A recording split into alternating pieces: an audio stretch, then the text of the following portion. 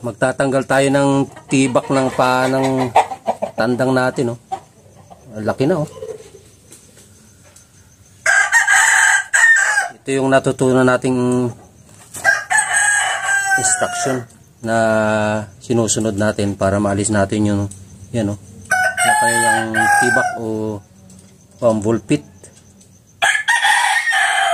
Kaya malaki na, eh. Kaya obligado na natin talagang gamutin. Hirap na rin yung ating tandang. Ang ginawa natin, mga maglulupa, ay meron tayong alcohol. Ayan, oh. Panglinis nitong paa niya. Alcohol. Tapos meron tayong bulak. Ayan, oh. Bulak.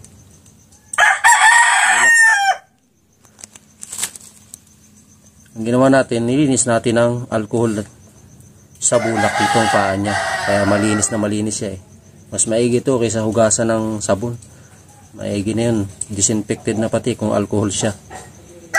Tapos yun kagaya ng ating natutunan sa instruction ng mga eksperto, ay nilagyan natin ng rugby. Yan, oh. Nilagyan natin ng rugby. Laki nga ng binili nating rugby. So, nilagyan na natin to ngayon. Nilagyan na natin siya. Pinatutuyo-tuyo lang natin. Tapos, yung binili nating gasa, yan, gasa, yung pangsugat, ay nilagyan na rin natin ng rugby. Kaya ito na. Medyo pinatuyo na natin at ididikit na natin. So, ganito ang instruction na itinuro sa atin. Nilagyan natin to ng rugby. Ngayon, itong ating gasa na nilagyan ng rugby, ididikit na natin dyan sa kanyang paa, yung kapit na kapit, para sinasabi nga na hindi sumingaw yung bakterya sa loob.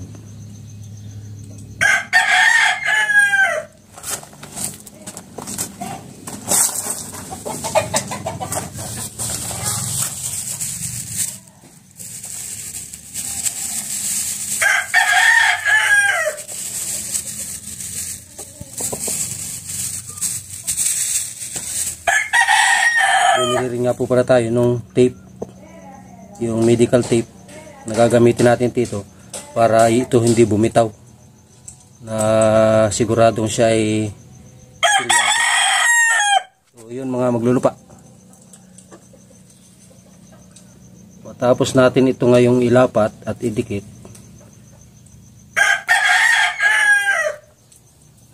sisilyuhan naman natin siya, itong ating tape.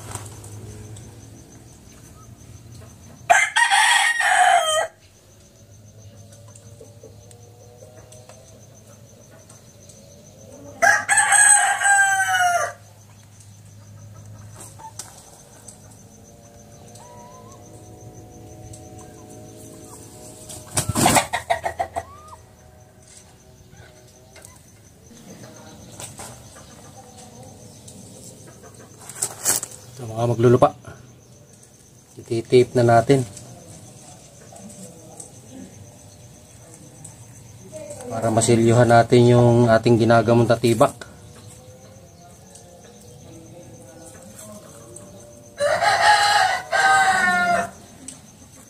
Ito kasi ang itinuro sa ating instruction doon sa ating pinanood na expert. Kaya susundin natin ng naayon sa tamang instruction para gumaling yung tibak na itong alaga nating tandang. Hirap na rin siya, eh, kakaawa.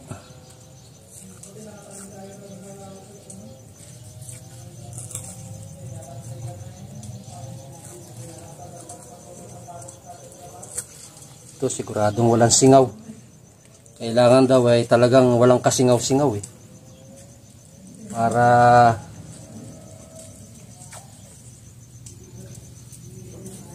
patay yung bakterya sa loob.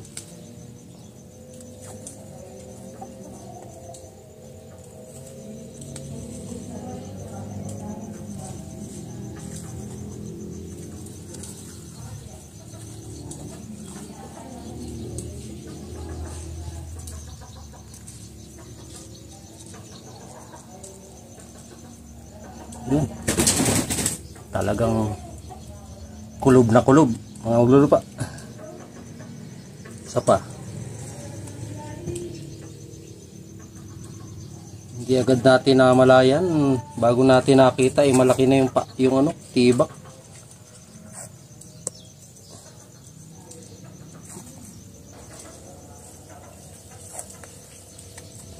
Bago natin napo na malaki na. Pero dito natin ma-obserba kung talagang epektibo itong technique na medication na ito sa bumble pit. Tibak.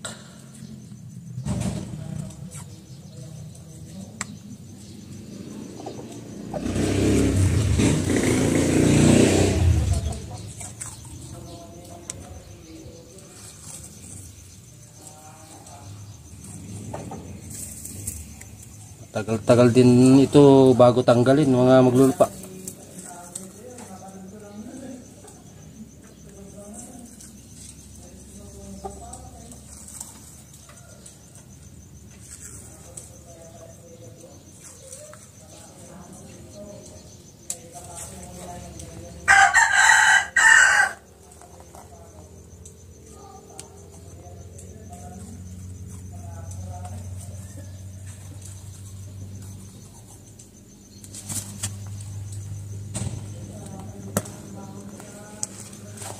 So yun, silyado na mga maglulupa. Ulitin po natin, nilinis natin ng alcohol yung mismong area na may tibak gamit ang bulak. Tapos nilapatan natin ng rugby para medyo tumigas yung lalapatan nitong ating gasa. Tapos yung gasa natin nilagyan din natin ng konting rugby para magsalubong yung dikit nung rugby doon sa paa at rugby dito sa gasa. Tapos nilagyan po natin ng medical tape.